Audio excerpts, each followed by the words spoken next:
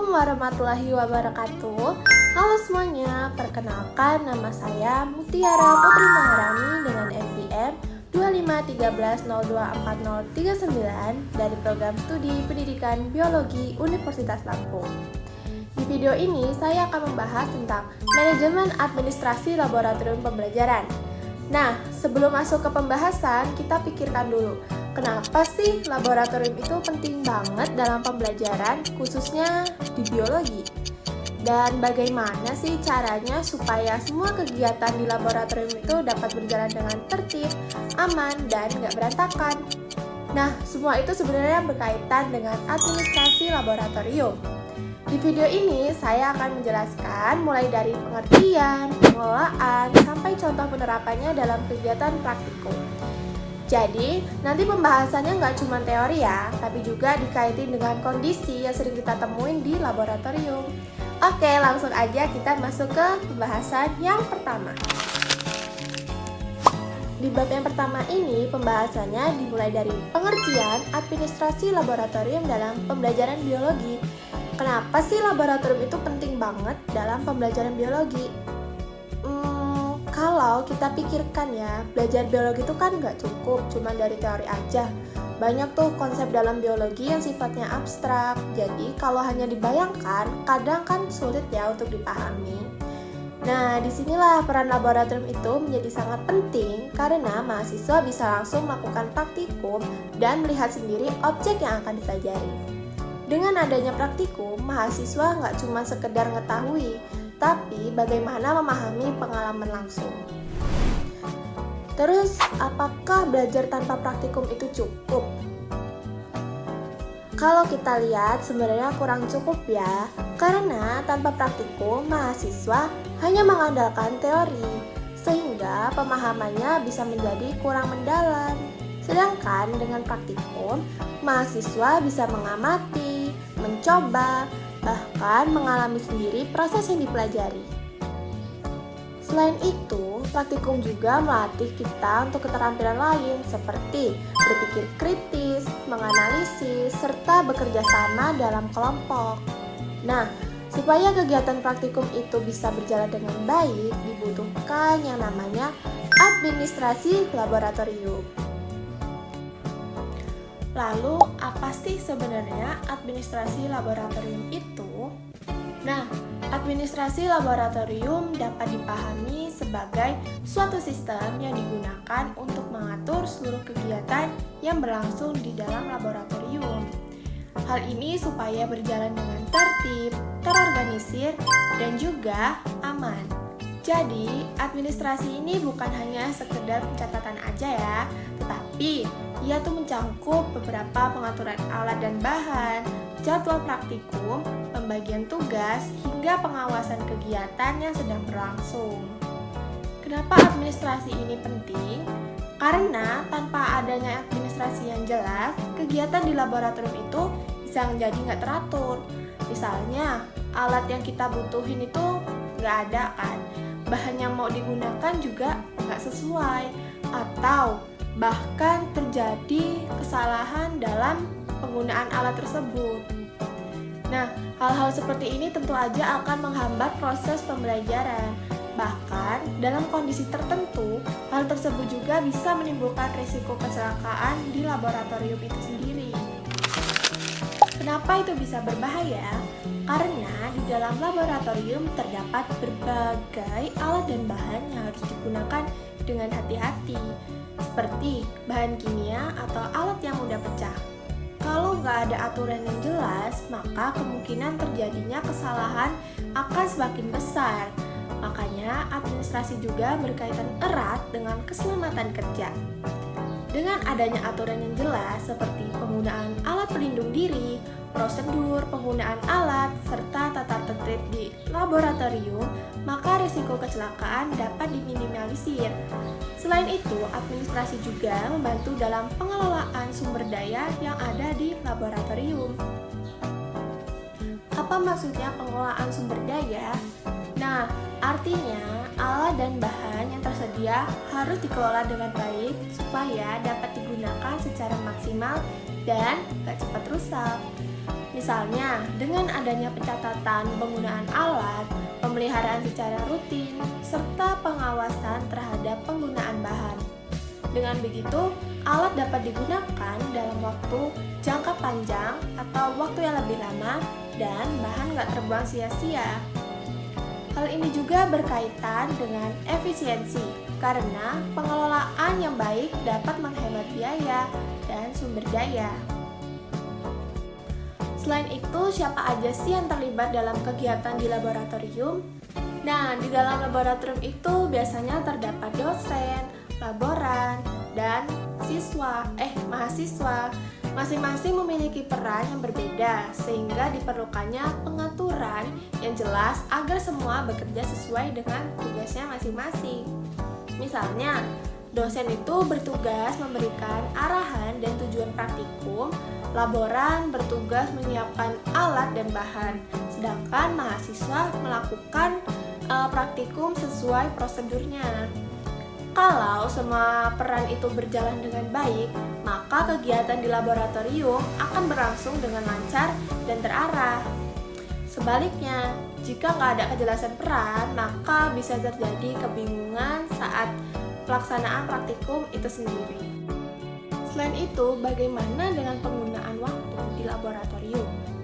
Nah, pengaturan jadwal juga kan jadi bagian penting ya dalam administrasi laboratorium. Karena di laboratorium itu biasanya digunakan oleh banyak kelas atau kelompok. Makanya harus ada jadwal yang teratur agar itu tuh bisa agar nggak terjadi benturan penggunaan. Dengan adanya jadwal yang jelas, setiap kegiatan dapat berlangsung sesuai dengan waktu yang telah ditentukan. Hal ini juga tentunya membantu dalam mengoptimalkan penggunaan di laboratorium. Selain itu, dalam perkembangan saat ini, administrasi laboratorium juga dapat didukung dengan penggunaan teknologi. Kenapa teknologi itu dibutuhkan? Karena dengan teknologi, proses administrasi bisa lebih cepat, lebih rapi, dan lebih akurat. Misalnya, untuk pencatatan inventaris atau penjadwalan kegiatan yang bisa dilakukan secara digital. Dengan adanya sistem digital, data dapat diakses lebih mudah dan kesalahan pencatatan dapat diminimalisir juga. Kalau kita lihat dalam kegiatan sehari-hari, penerapan administrasi laboratorium itu sebenarnya sudah terlihat jelas saat kita praktikum berlangsung. Misalnya, sebelum praktikum dimulai itu semua alat dan bahan itu harus disiapkan terlebih dahulu kan, sesuai dengan kebutuhan. Kemudian mahasiswa masuk ke laboratorium dengan mengikuti aturan yang telah ditetapkan, seperti menggunakan jas lab, terus menjaga kebersihan dan tidak melakukan hal-hal yang berbahaya lainnya. Selama praktikum berlangsung itu, mahasiswa mengikuti langkah-langkah kerja yang telah ditentukan, sehingga kegiatan dapat berjalan dengan terarah. Setelah praktikum selesai, alat yang digunakan dibersihkan dan dikembalikan ke tempatnya semula. Selain itu, biasanya mahasiswa juga diminta untuk membuat laporan praktikum sebagai bentuk pertanggungjawaban dari semua kegiatan yang telah dilakukan pada saat di laboratorium. Dari kegiatan itu dapat terlihat bahwa administrasi laboratorium benar-benar diterapkan dalam setiap tahap kegiatan praktikum, mulai dari persiapan, pelaksanaan, hingga penutup kegiatan. Jadi, bisa disimpulkan bahwa administrasi laboratorium memiliki peran yang sangat penting dalam mendukung kelancaran dan keberhasilan kegiatan pembelajaran. Oke, lanjut ke bab 2. Di bagian ini, kita mulai masuk ke dasar-dasar administrasi di laboratorium. Nah, sebenarnya administrasi laboratorium itu ngapain aja sih? Kalau dibayangin itu sederhana ya. Administrasi itu kayak pengatur utama dari semua kegiatan di laboratorium. Jadi, semua yang terjadi di lab itu nggak terjadi begitu aja, tapi udah direncanakan dan diatur sebelumnya. Terus kenapa sih harus ada perencanaan? Nah, kalau nggak ada perencanaan itu ya, kegiatan praktikum itu bisa jadi nggak jelas arahnya. Misalnya kita mau melaksanakan praktikum, tapi kita nggak tahu alat apa yang dibutuhin. Terus bahannya mau kita pakai juga belum disiapin. Nah, akhirnya kegiatan praktikum itu jadi terhambat. Makanya, sebelum praktikum dimulai, semuanya harus benar-benar direncanakan dengan matang. Nah, kalau udah direncanakan, siapa sih yang atur semua itu? Nah, di sini kita masuk ke pengorganisasian. Jadi, semua tugas itu dibagi sesuai peran. Dosen sebagai pengarah kegiatan, laboran sebagai penyiap alat dan bahan, dan mahasiswa sebagai pelaksana praktikum. Kalau pembagian tugas ini jelas, kegiatan jadi lebih tertib. Terus, emang cukup kalau cuma direncanakan dan dibagi tugasnya aja? Ternyata belum guys, masih ada pelaksanaan dan pengawasan. Pelaksanaan itu pelaksanaan kegiatan praktikumnya, sedangkan pengawasan itu penting untuk memastikan semuanya berjalan sesuai dengan aturannya. Misalnya, mahasiswa mengikuti prosedur atau tidak, alat yang digunakan itu benar atau enggak. Kalau nggak ada pengawasan, bisa terjadi kesalahan. Nah, selain itu, ada juga yang namanya pengelolaan sumber daya. Terus, sumber daya itu apa sih? Nah, sumber daya itu sendiri meliputi alat, bahan, dan juga manusia. Kalau alat itu nggak dirawat, bisa rusak. Kalau bahannya nggak dicatat, bisa habis tanpa kita ketahui. Dan kalau manusianya nggak diatur, kegiatan itu bisa kacau. Makanya semua itu harus dikelola dengan baik. Terus bagaimana dengan waktu? Apakah waktu itu juga penting? Jawabannya penting banget. Karena laboratorium yang kita pakai itu kan banyak orang ya. Kalau nggak diatur bisa terjadi jadwal yang bentrok. Makanya harus ada penjadwalan yang jelas. Selain itu ada juga pengelolaan kegiatan. Artinya semua aktivitas di laboratorium itu harus dicatat. Misalnya siapa yang menggunakan alat, terus kapan digunakan, dan untuk kegiatan apa. Ini penting banget ya untuk bahan evaluasi supaya administrasi berjalan dengan baik. Ada prinsip-prinsip yang harus diterapkan. Yang pertama, keteraturan. Artinya, semua kegiatan harus tersusun rapi. Yang kedua, keterbukaan. Artinya, informasi harus jelas dan tidak ditutup-tutupi. Dan yang ketiga, akuntabilitas. Akuntabilitas itu artinya semua kegiatan harus bisa dipertanggungjawabkan. Kalau prinsip ini nggak diterapkan, kira-kira apa sih yang terjadi? Kegiatan jadi tidak teratur, informasi tidak jelas, dan akhirnya sulit untuk dievaluasi. Nah, yang sering nggak disadari juga, administrasi itu berhubungan dengan pengambilan keputusan. Kenapa? Karena setiap keputusan di laboratorium itu harus dipikirkan dengan matang. Misalnya, saat ingin membeli alat, harus ada dipertimbangkan apakah alat tersebut itu benar-benar dibutuhkan atau tidak. Lalu, kalau misalnya kita asal beli nih, bisa jadi alat tersebut malah nggak kepake. Begitu juga dengan pengaturan jadwal. Kalau tidak direncanakan dengan baik, bisa jadi terjadinya jadwal bentrok, dan itu juga mengganggu kegiatan pada saat praktikum. Contoh penerapan.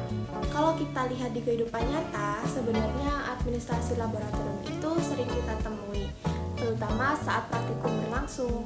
Misalnya, sebelum praktikum dimulai, biasanya sudah ada jadwal yang jelas kan?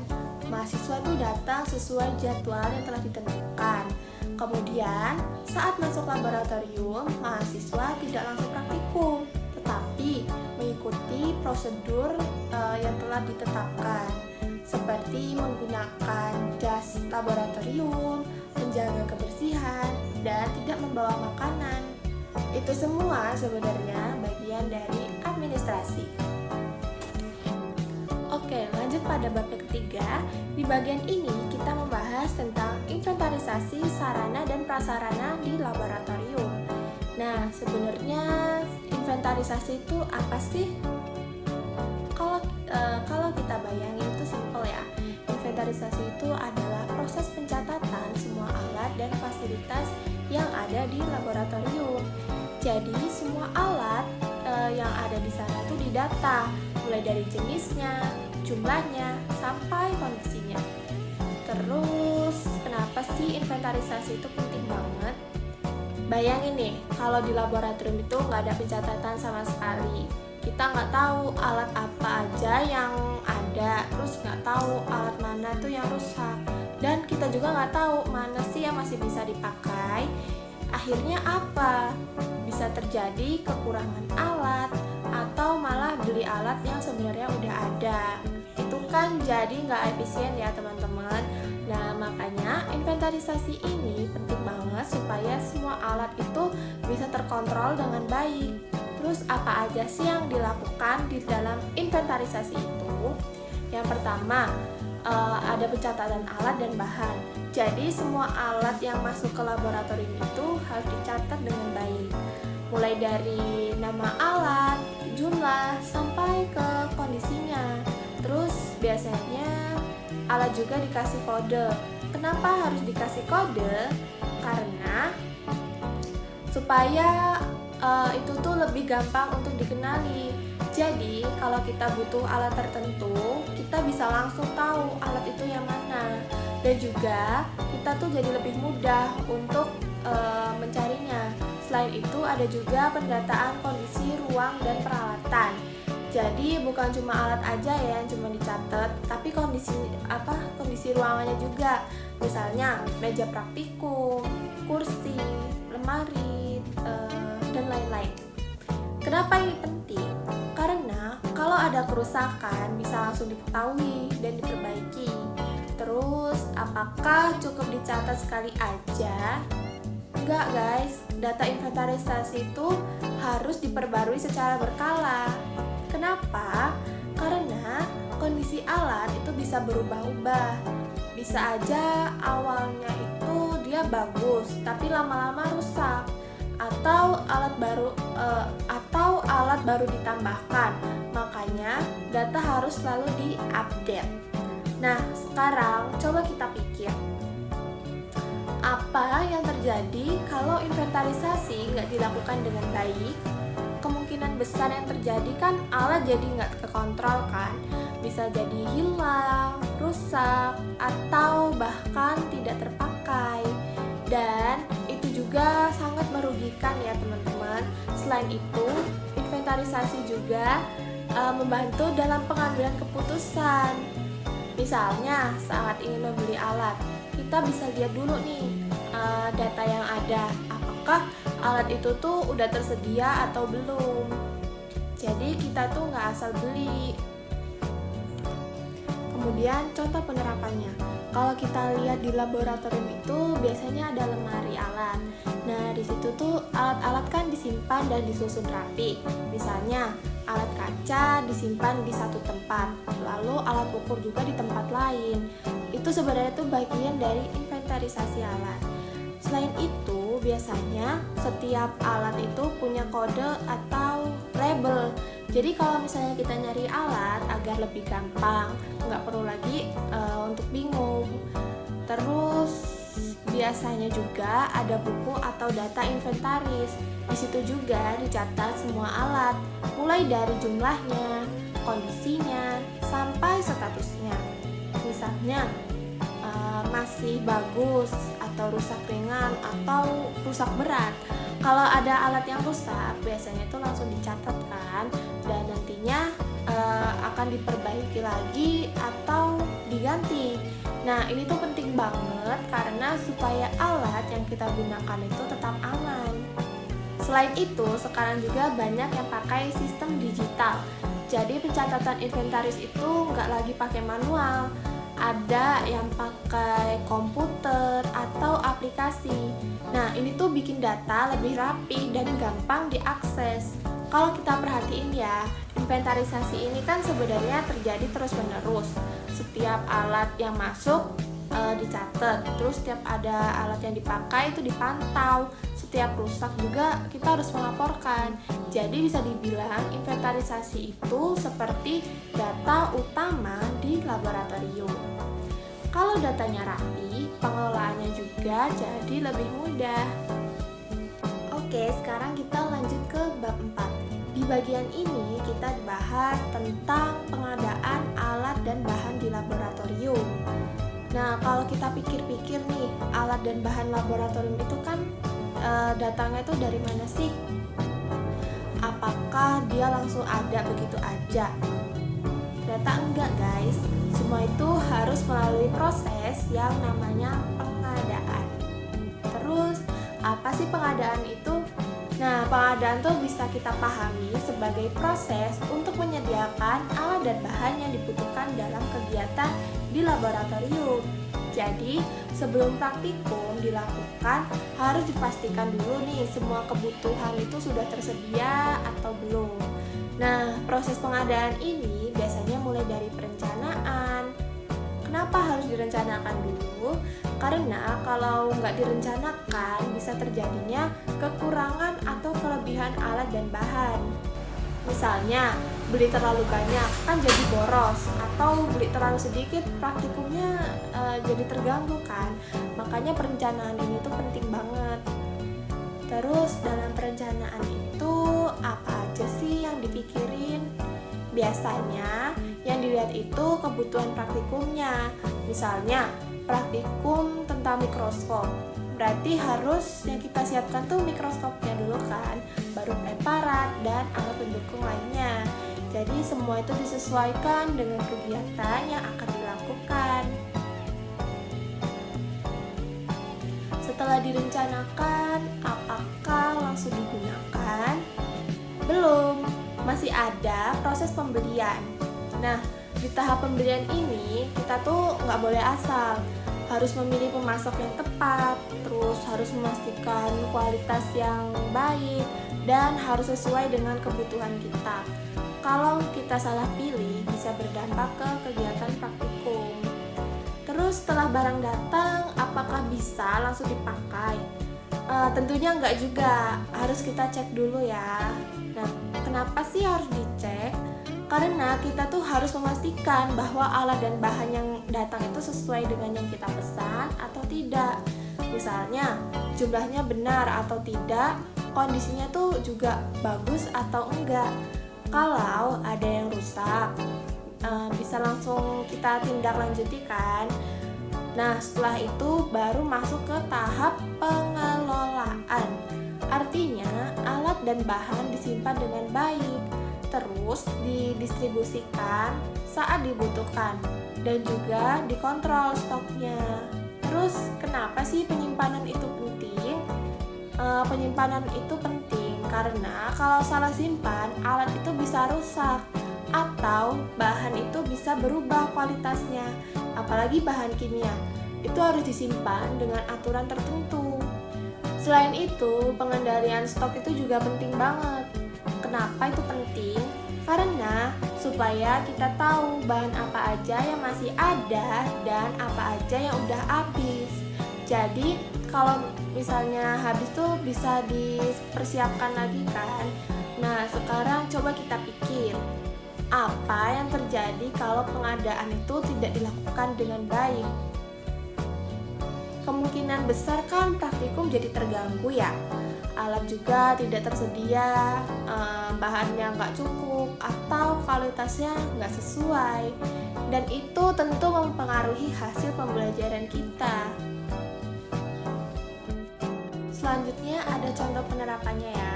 Kalau kita dilihat di kehidupan nyata, biasanya sebelum praktikum dimulai, pihak laboratorium itu sudah membuat daftar kebutuhan.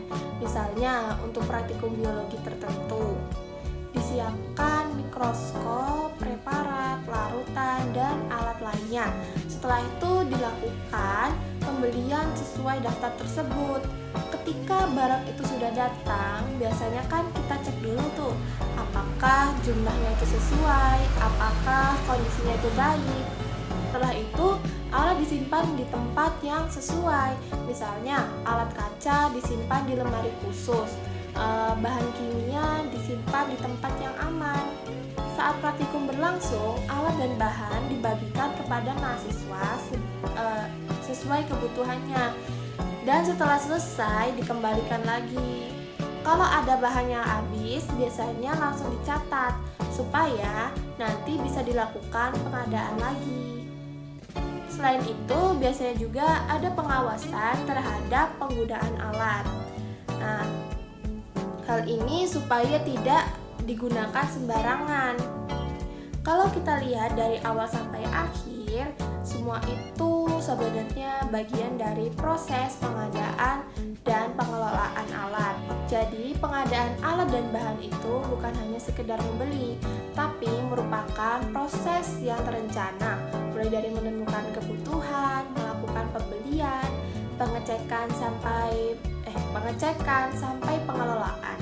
Semua itu dilakukan supaya kegiatan laboratorium bisa berjalan dengan lancar dan sesuai tujuan. Sekarang kita lanjut ke bab yang kelima. Di bagian ini kita bahas tentang pemeliharaan dan perawatan alat di laboratorium. Nah, coba kita pikir dulu. Kalau alat di laboratorium itu sering kita pakai kan? Terus kira-kira apa sih yang bakal terjadi? Pasti lama-lama bisa rusak kan? Nah, disinilah pentingnya yang namanya pemeliharaan. Terus sebenarnya pemeliharaan itu apa sih? Nah, pemeliharaan itu adalah upaya untuk menjaga alat supaya tetap dalam kondisi baik dan bisa digunakan dengan optimal. Jadi alat itu nggak cuma dipakai aja, tapi juga ia harus dirawat. Kenapa sih alat tuh harus dirawat juga?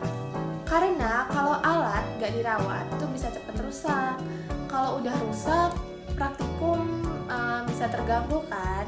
Bahkan hasil percobaan juga bisa terjadi tidak akurat.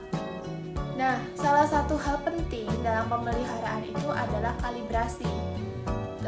Kalibrasi itu apa sih? Nah, kalibrasi itu adalah proses penyesuaian alat ukur supaya hasilnya tetap akurat. Jadi, alat yang digunakan itu harus sesuai dengan standar. Kalau alat nggak dikalibrasi, apa sih yang bakal terjadi? Nah, bisa jadi hasil pengukuran itu bisa salah dan juga bisa berpengaruh ke hasil praktikum itu. Selain itu, kalibrasi juga ada beberapa jenis pemeliharaan. Yang pertama, pemeliharaan preventif. Nah, ini tuh dilakukan sebelum alat itu rusak. Tujuannya untuk mencegah kerusakan itu. Yang kedua, ada pemeliharaan korektif. Nah, pemeliharaan korektif ini dilakukan ketika alat itu sudah rusak. Jadi, fokusnya lebih ke perbaikan. Yang ketiga, pemeliharaan prediktif. Pemeliharaan prediktif itu dilakukan berdasarkan kondisi alat. Jadi, alat itu diprediksi kapan alat itu perlu dirawat. Nah, dari 3 jenis ini, mana sih yang paling penting? Sebenarnya semua itu penting, guys. Tapi pemeliharaan preventif itu sangat disarankan karena lebih baik mencegah daripada memperbaiki. Selain itu, ada juga pembahasan tentang pemusnahan alat dan bahan. Nah, kenapa harus ada pemusnahan alat? Karena alat itu ada yang sudah tidak layak digunakan kan? Kalau tetap digunakan bisa berbahaya.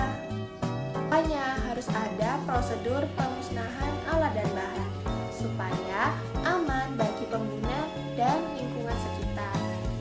Nah, sekarang coba kita bayangin, apa sih yang bakal terjadi kalau pemeliharaan tidak dilakukan? Nah, alat itu bisa cepat rusak, hasil praktikum tidak akurat, dan kegiatan itu terganggu.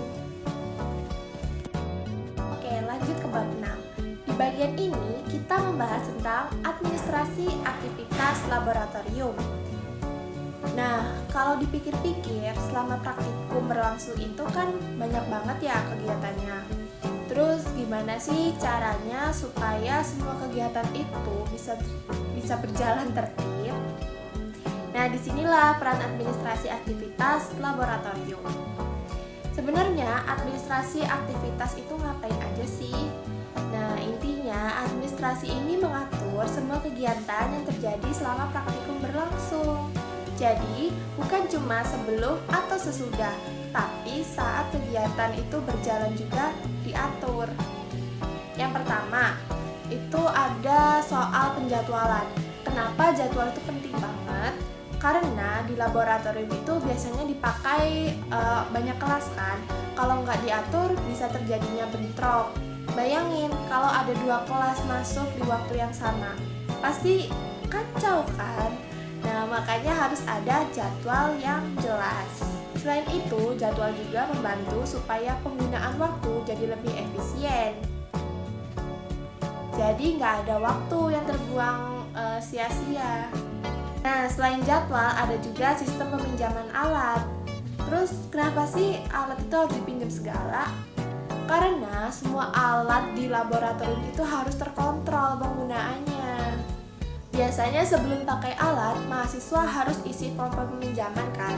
Nah, di situ tuh dicatat siapa yang pakai, alat apa yang dipakai, dan kapan waktu dipakainya itu.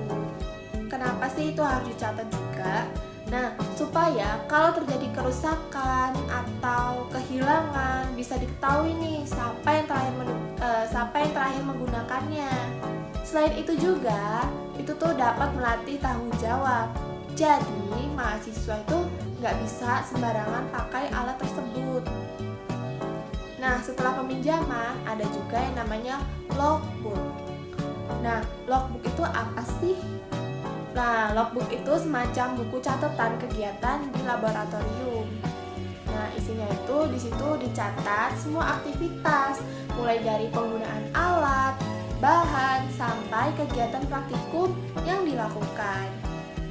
Misalnya nih, kalau ada masalah di praktikum, kita bisa lihat kembali catatan yang di logbook itu. Selain itu, logbook itu bisa jadi bukti bahwa kegiatan tersebut itu benar-benar dilakukan. Terus, apakah administrasi aktivitas cuma sampai situ? Ternyata belum, masih ada yang namanya pengawasan. Nah, kenapa sih pengawasan itu penting? Karena selama praktikum berlangsung harus dipastikan semua berjalan sesuai dengan aturannya. Misalnya, mahasiswa mengikuti prosedur atau tidak, terus alat yang digunakan tuh benar atau tidak. Kalau nggak ada pengawasan, bisa terjadi kesalahan, bahkan bisa berbahaya loh. Selain pengawasan, ada juga evaluasi. Terus, kenapa sih harus ada evaluasi? Nah, karena dari evaluasi kita bisa tahu kekurangan kegiatan praktikum kita. Misalnya, waktunya kurang cukup atau alatnya kurang lengkap. Dari situ kegiatan berikutnya bisa diperbaiki. Nah, sekarang coba kita pikir, apa yang terjadi kalau administrasi aktivitas tidak dilakukan dengan baik? Kegiatan itu jadi tidak teratur, banyak kesalahan dan sulit untuk dikontrol kan? Kalau kita lihat di laboratorium saat praktikum berlangsung, biasanya semua itu sudah diatur kan dari awal. Nah, misalnya mahasiswa masuk sesuai jadwal, terus nggak boleh telat.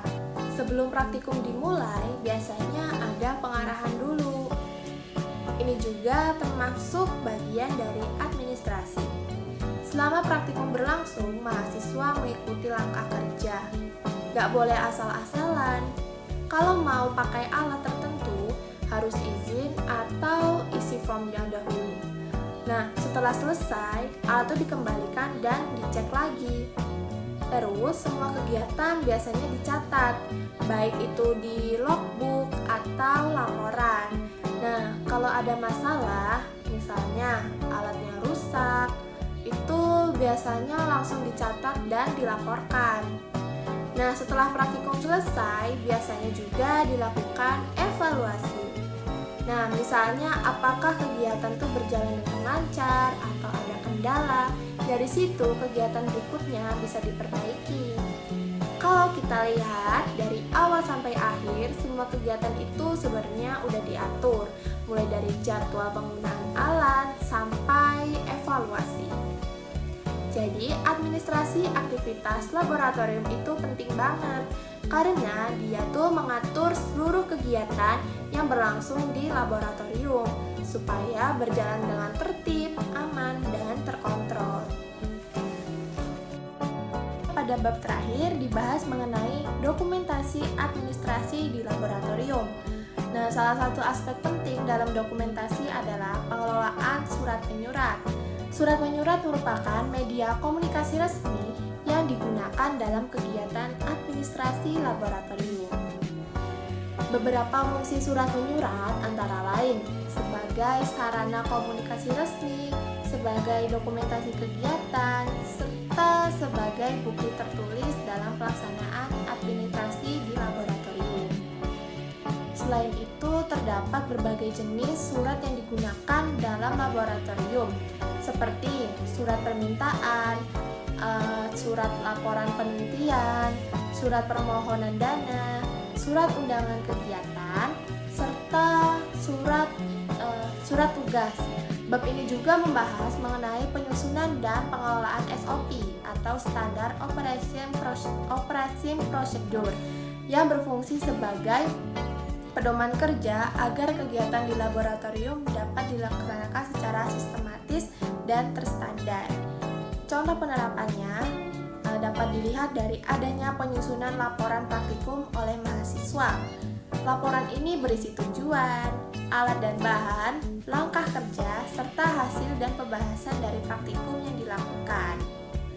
Selain itu, terdapat juga surat menyurat, seperti surat permintaan alat atau bahan kepada pihak tertentu. Laboratorium juga memiliki SOP yang mengatur setiap kegiatan, misalnya prosedur penggunaan alat dan prosedur keselamatan kerja. Semua dokumen tersebut disimpan dengan rapi, sehingga dapat digunakan kembali jika diperlukan. Dengan adanya dokumentasi, kegiatan laboratorium dapat dipantau dan dievaluasi dengan lebih mudah. Berdasarkan pembahasan dari setiap bab tersebut, dapat disimpulkan bahwa administrasi laboratorium memiliki peran yang sangat penting dalam mendukung kelancaran kegiatan praktikum dan tentunya pengelolaan fasilitas di laboratorium. Dengan adanya administrasi yang baik, pengelolaan alat dan bahan, serta dokumentasi kegiatan laboratorium dapat dilakukan secara lebih terstruktur, efektif, dan efisien. Demikian penjelasan ringkasan materi dari buku Manajemen Administrasi Laboratorium Pembelajaran. Terima kasih. Wassalamualaikum warahmatullahi wabarakatuh.